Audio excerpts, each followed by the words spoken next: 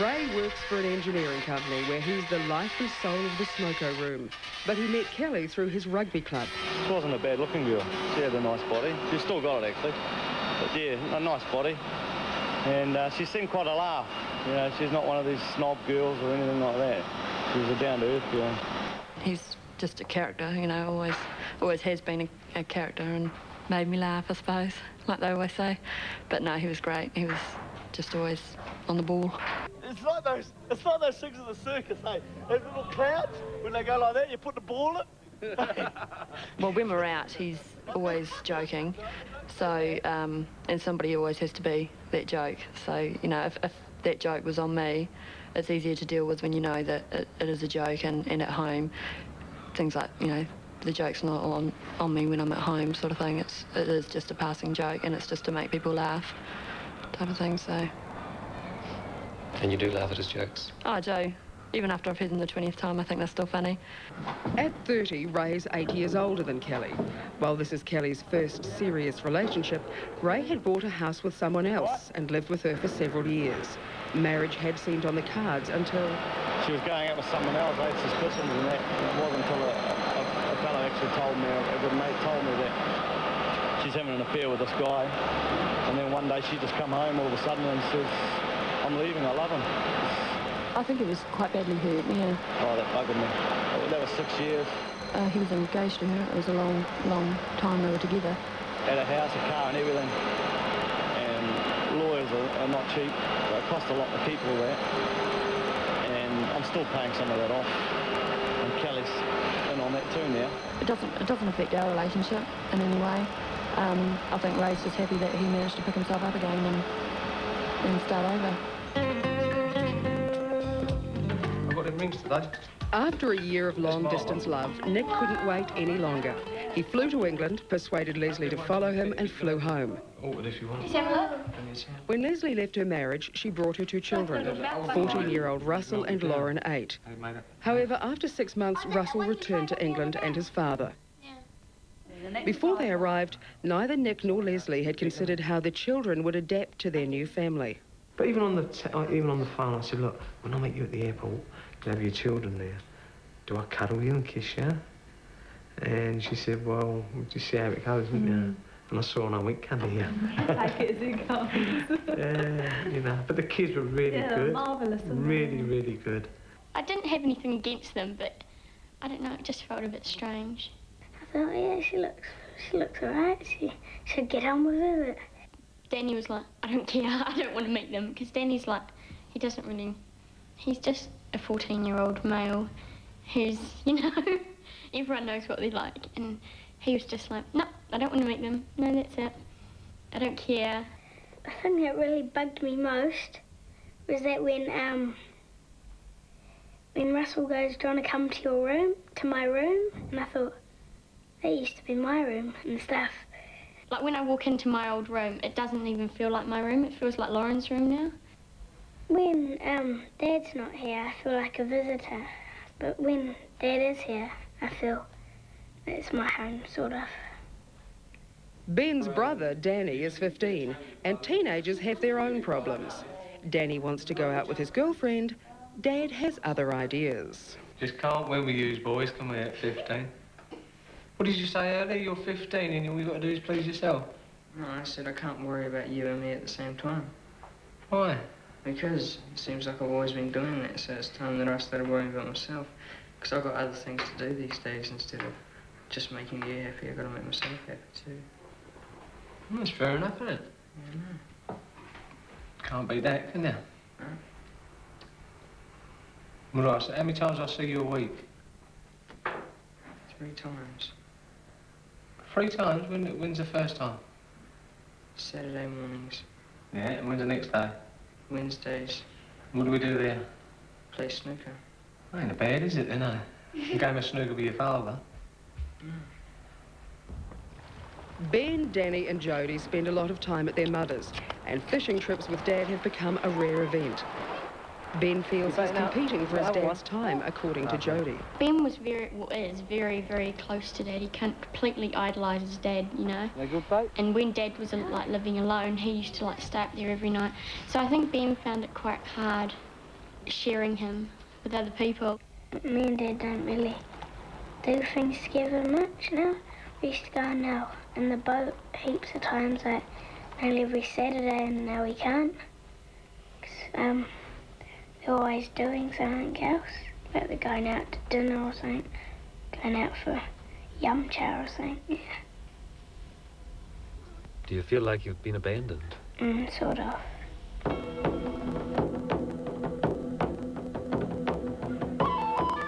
Sean's mother, Sue, is heavily involved in organising the wedding and helping pay for it. She's given Adrian her own, no longer needed, wedding and engagement rings. Sean's mum helps us out quite a lot. Quite hard for her as well. We don't have much money, so we can't buy a heck of a lot of food. And, well, we're not really bursting out with clothing or anything like that. So, yeah, I do want a job in that, so, because it's really tight. I'd really like to have a honeymoon, but we can't, so I guess we have to come back to this place. The site for the medieval wedding gets the once-over. However, tension between Adrian and her future mother-in-law is surfacing. Right, you guys will be down. Kneeling. Down, down, down, down, down, down. That's not kneeling. I don't want to get my Kneel. dirty. Bring your knee, boy. Tell him, Callum. Are we facing the... Yeah. I don't want to.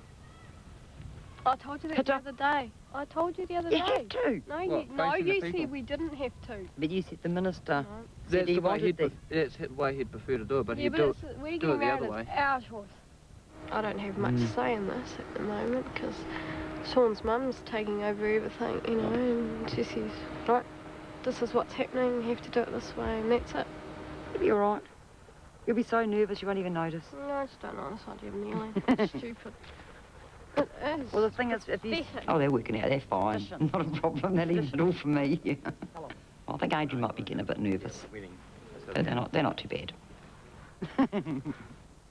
It's not going my way at all, eh?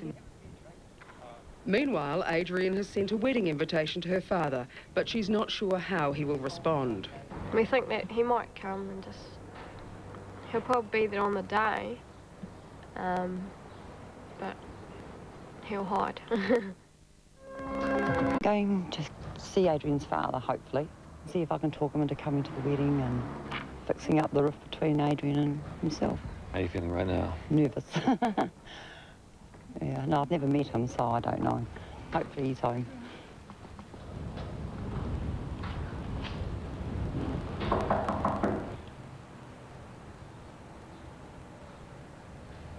You'd hear somebody moving around the side, but no luck. I asked a couple of neighbours, or one of the neighbours there, if they'd seen him leaving. They said no. So... Would you expect that to happen? Sort of, yes. I'd had comments that other people have tried to make contact with him and he wouldn't answer the door, and they've heard him moving around him, so... So what will you do now? Nothing much you can do. Go home and try the phone again. A passion for water skiing is something Ray and Kelly have in common. When they met, Ray thought something else they shared was a laid-back attitude to life and money. However, the prospect of marriage can change things. The way when she was at first, she was sort of like, it was all happy-go-lucky in that. And like she'd just take every day as it come. But now she seems to be, I mean, we've got budgets for the next 6 months and things like that, plans for the wedding. I was more probably casual about things when I first met him, and now I like to know where things are going, and especially with getting married, I'd like to work out when we're in a house, so I focus on planning more than I did when I first met him. That's nice. That's better, eh? Ray's money disappears rather easily. So to save for the wedding, Kelly has been banking Ray's wages and giving him an allowance of $70 a week. They have differing attitudes to money. Totally different. Yeah, we are a bit different. Ray needs a bit of training, but I like to have things written up and know where my money's going and know what's happening, and know that I can do what I want to do with this much money. But Ray likes to spend the money. All day. Yeah, Ray likes to spend the money and then say, oops, we can't quite pay that, can we? We get through it. We sort of try and discuss it as calmly as possible. But I always win. Ray has found other things have changed in the relationship in the lead up to the wedding. Sex isn't as frequent as it was. A lot of bonking, bit of talking. That's the way of my way. But since the ring's gone on the finger, that's slowing down, you know, near halt. But I'll work on that again in the wedding. At least I'm guaranteed one the wedding night. Not losing your touch? No, I don't think I am. I don't think I am. She's stressing out. We both are. But now we're not. The 2 months before the wedding, we were just, both of us were a mess. We were just sarky at each other and, oh, bugger it, I don't want to pay that bill. And, well, what's that for? What do we have to do that for? You know, so, like little things are coming out of the wedding I didn't even know about. Yeah. I didn't know you had to do this much. The stag do. And Kelly's got a pretty good idea what the night holds for Ray. Last night of freedom. Anything goes tonight, anything goes. Yeah.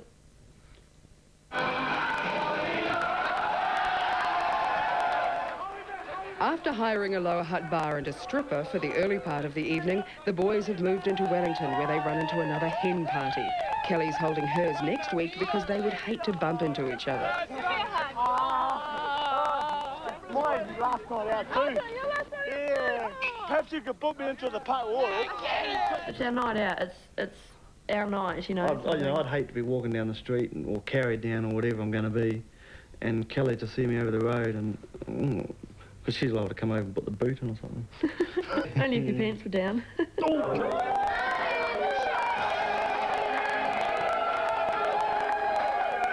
Another nightclub, another show.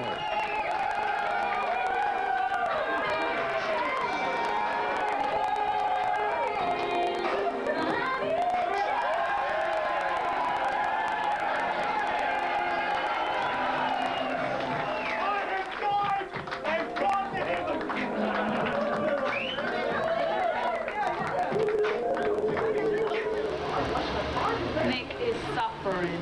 Why did he? What time did he get home? 2:30. The wedding day, and the climax of Nick and Leslie's 20-year love story. Oh, yeah, they're splitting. Let's hope this sets us up for the day, won't it? No. It was something last night, huh? Nick's paying the price of having his stag do the night before the wedding. When you think that, you know, what she's done, give up, come over here, eh? The least I can do is marry her. The wedding will be at home, so the deck requires a bit of decorating. A bit condomish, though, aren't I just feel like a bag of nerves. Are you getting married today or am I? Can I just get in there and have a shower? Today? Come on, go out and do something. Down with the glasses. He's lovely. He's fine. He's tidy, clean, helpful, considerate sometimes. I ain't married to you yet. He's very straight-laced. Believe it or not. Good health, son? Yeah. Very old-fashioned sometimes. He's genuine.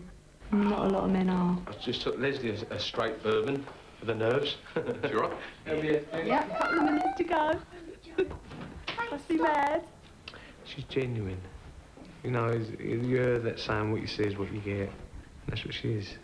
She gave a lot up when she left England. Family, friends and everything else. And so to me that proved how much she loved me, you know? It exists to give you comfort.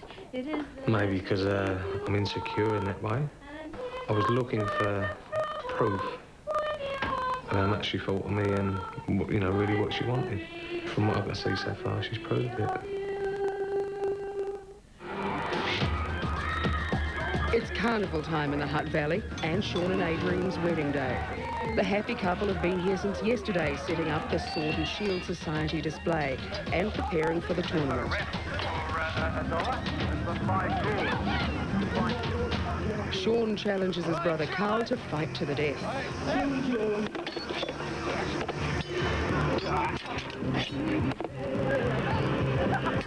All right, the battle's getting pretty intense now. Looks like these two know what to do.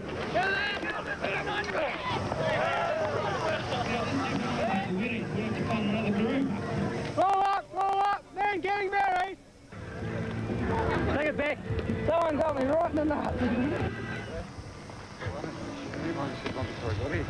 While Adrian is going to her mother-in-law's to get showered and changed, Sean and his best man, oldest brother Alan, are staying at the park.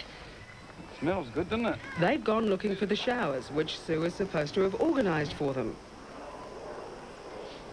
But there aren't any showers here, so Alan rings Mum. I think that's in there. Hey, where are we supposed to get changed? Oh, it's in the tent now, so we've walked all the way over here for no reason. Yeah, I know, but where's Sean supposed to have a shower? That's all locked.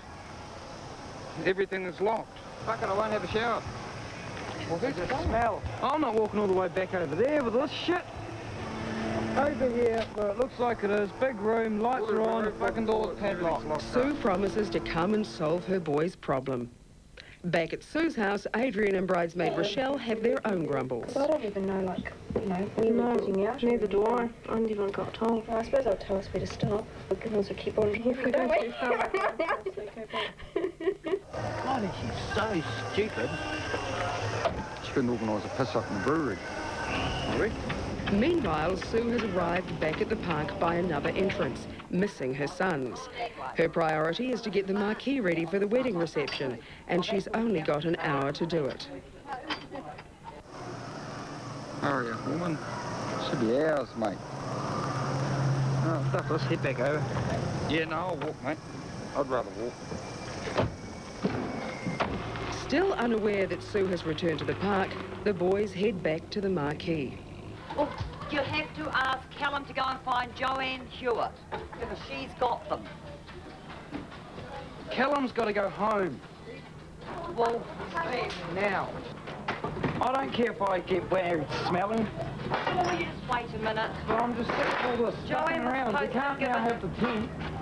We don't have time to move Oh, it. they don't match. Doesn't matter. That one there can go way over that side. So can you go find the tent, please? Well, I don't know where Joanne is. Where is she? I don't know. I don't even know what she looks like. Been waiting for about 2 hours trying to get a shower.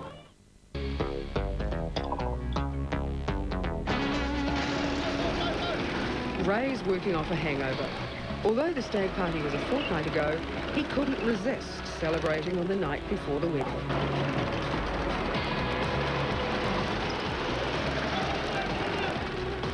Go-karting is the third activity of the morning. The wedding day started with a session on the golf driving range and then a game of 10-pin bowls. If I slow down, I'll think about the wedding. I get all nervous and everything. The lamppost. Try lamppost. Kelly is pretty relaxed and happy to joke about Ray's stag party, which she's seen on video. Oh, well, what didn't Ray get up to? Ray looked like he had a very good night. Oh, it was funny, it was great. Ray was up there, he was stripped off and standing there on the bar, dancing away naked to everybody. I mean, it's a room full of males and he's dancing naked in front of them all. No, it didn't bother me in the slightest. It was a laugh. It was really funny to watch the video. From a stag night. Now that stag night was good. Everyone had a good time. That's what I wanted. They got me at work on Tuesday. They tied me to the post, the lamppost naked. Cops come and untied me. They were quite nice about it, actually. I was always the little girl that thought if I was the white wedding dress and the kids running around type of thing, but yeah, I always thought I'd get married.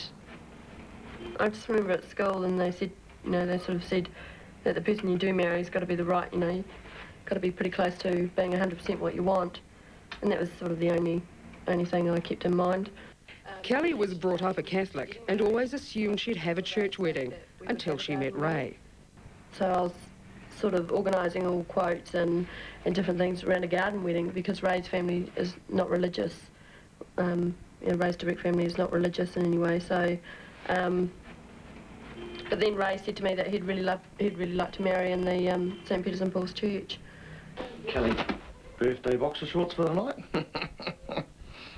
It doesn't matter if she rips them off. Oh, he's going to whip this off in no time. This is really easy. I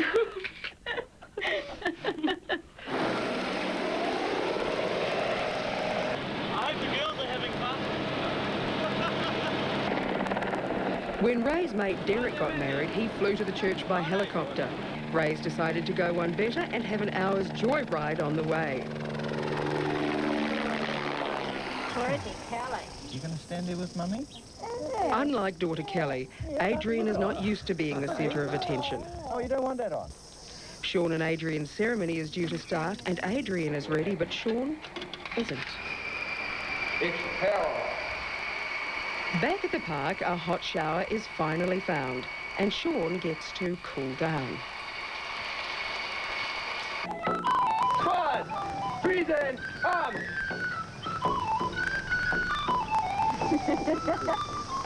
Oh, look, she looks lovely. She does. Yeah. She's too short for Carl. She's too short for Carl, and her arm's way up here. Adrian can't see her father amongst the wedding guests. Family and friends of Adrian and Sean, I welcome you here today to share with us on this happy occasion of their marriage. Remember how you feel when you look at each other. And if you carry that with you each day of your life together, your marriage will be rich. I, Sean Patrick O'Brien. I, Sean Patrick O'Brien. Give myself to be your husband. Give myself to be your husband. And I take you, Adrian Claudia Selmy. And I take you, Adrian Claudia Selmy, to be my wife. I, Adrian Claudia Selmy. I, Adrian Claudia Selmy, give myself to be your wife. And I take you. And I take you. Sean Patrick O'Brien. Sean Patrick O'Brien. To be my husband. To be my husband. Whatever life may bring. Whatever life may bring.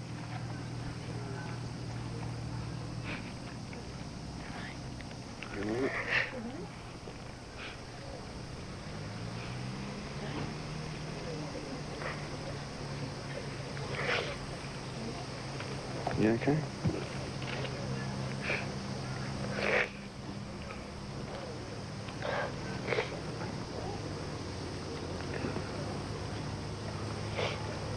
All right, dear? Whatever life may bring. Whatever life may bring. To have and to hold. To have and to hold. To love and cherish. To love and cherish. I will love and care for you. I will love and care for you. Through our life together. Through our life together. I give you, Adrian, this ring as a symbol of my love. May it forever signify the love that we have for each other.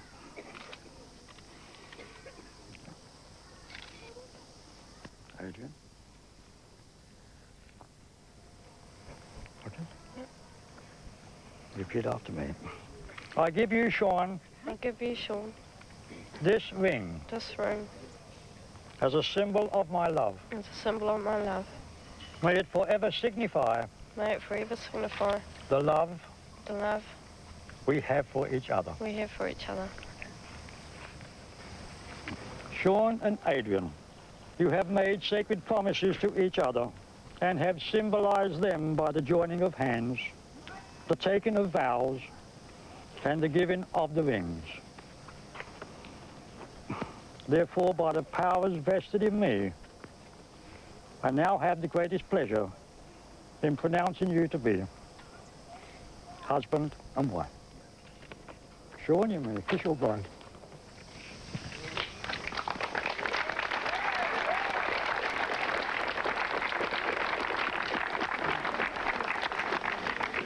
Today I, Nicholas Charles Hayes, give myself to you, Leslie Murphy, give myself to you, Leslie Murphy, to be your husband. to be your husband. Whatever life may bring, Whatever life may bring, I will love and care for you always. I will love and care for you always. Today I, Leslie Murphy, Today I, Leslie Murphy, give myself to you, Nicholas Charles Hayes, give myself to you, Nicholas Charles Hayes, to be your wife. to be your wife. Whatever life may bring, Whatever life may bring, I will love and care for you always. I will love and care for you always.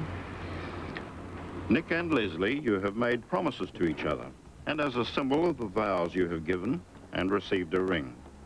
Therefore, by the authority with which I am vested, it now gives me great pleasure to declare you husband and wife.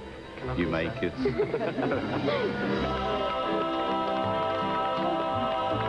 There's a man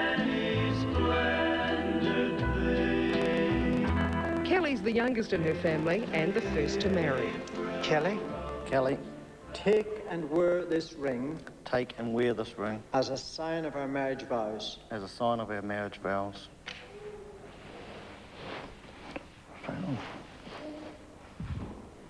Raymond. Raymond. Take and wear this ring. Take and wear this ring. As a sign of our marriage vows. As a sign of our marriage vows. I now declare you man and wife. You may kiss the bride.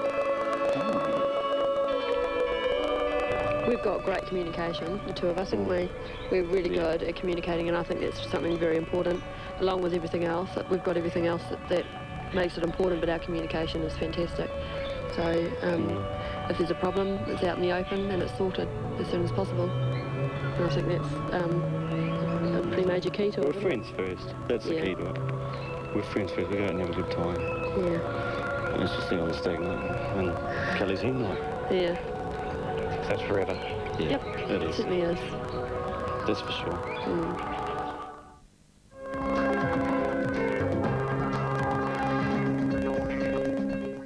All she ever wanted was to fit in. Mom, they are the coolest crowd. Mead, Sean's home brew, and... No knife and fork. Every court needs a jester, and Sue's found Count Edmund Red Adder. Sir, I could be unkind to you, but it looks like God's given me to it. All right, now then, do you know what you're doing down there? No. Well, if I drop one of these... You're going orbit! Brilliant comet timing. You're going to catch it. Now, are you scared? Yes, and I'm over here. Don't try this at home, kids. Try it at his home. 1,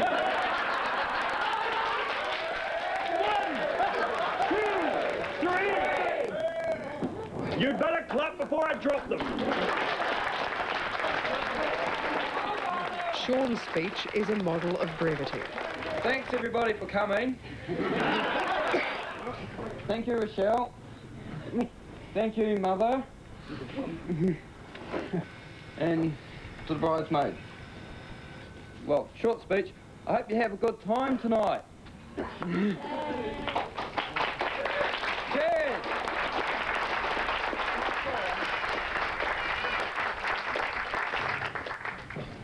Thank everybody for coming. I've had a lot of fun putting it on. It's been a bit hectic today, but it's been worth it in the end. And I'd like to welcome Adrian and the family. Thank you. And to welcome Adrian into her new family, Sue's friend, Chloe of Wainuinga-Mata. Oh, I think you're gonna play to be respected today. Oh, you can buy me like a diamond ring, okay? Adrian can only wish her parents were here to share her big day and meet their granddaughter. Kelly's future is important to Adrian, and she wants her daughter to grow up knowing her mother and her father. I want her to have two parents, what I didn't have. You know, Sean didn't have two parents for most of his life, he only had one, and I only had the one, so I'm hoping, you know, she'll have two parents, and I wish she had more grandparents, but she doesn't, so. But she's still a bit more luckier than I was. Third fella goes in, first TP. 10 minutes, keg's gone. At Ray and Kelly's reception, the waistcoats may be multicoloured, but the jokes come in basic blue. TP's on blue. I was saying, then he staggers out and he goes, right, where's this whore that wants a tooth pulled out? I'd just like to propose a toast to the bridesmaids, Tanya and Ange. To Kelly and Ray, thinking of you on this special day, but not only special for you, as John and Francis are celebrating the fact that someone else has taken on the burden of cleaning your undies. Now, Kelly, your hands will be full. But kisses are plenty, but Ray, get used to it, mate. Your wallet's going to be empty. Betwixt you two this day, you'll start to climb the Milky Way. Life will be one long picnic full of roses. If you both get plenty of rations, it won't be long before you are a trio. Take a little time out and give a little twirl. You'll come back full of energy. So Ray, be careful of that pinky. Kelly would be upset if it becomes flaky. So Kelly, feed Ray plenty of M&Ms and you'll be sure those gold nuggets will be in good condition for all your tomorrows. From all the staff at Nelson Price Milk Bank. Yeah, it's good to see you all here. Today, Nick and Leslie's families have put aside the problems of living together, and the best man, Nick's son Danny, rises to the occasion. I'd like to start by talking about Leslie. I've only known Leslie for about 10 months now, but all I can really say about Leslie is that she's a woman who really cares about her children, and more importantly to do with me is she loves my dad and makes him happy. Yeah, so it's good for me. And about my dad now, me and my dad haven't always seen eye to eye, but well, you love me dearly. Oh yeah. Yeah, good. But I've always known he's been there for me, so I just like to thank him for that. So thanks for being my best man.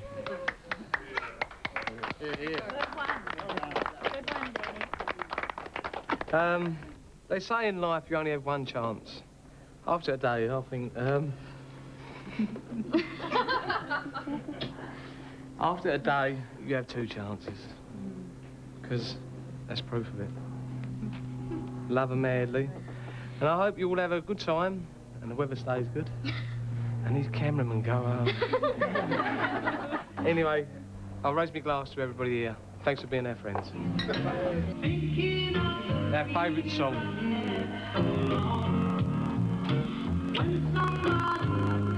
Mrs. Hayes. They deserve each other. They suit each other. I guess it makes me believe that you can have a second chance in life. You know, if sometimes things don't work out, you can just try again, and they might, and they do. It's just right. For me, it's just right. And I still can't believe sometimes that I've done it, but I have. I'm happy, and I'm glad I did. I've got no regrets.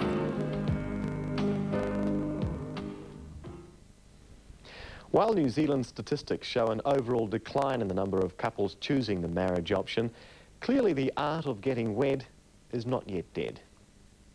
Next week, we go out on the road with the animal rescue team working around the clock to cope with bizarre and life-threatening emergencies. Next Thursday, we join the SPCA.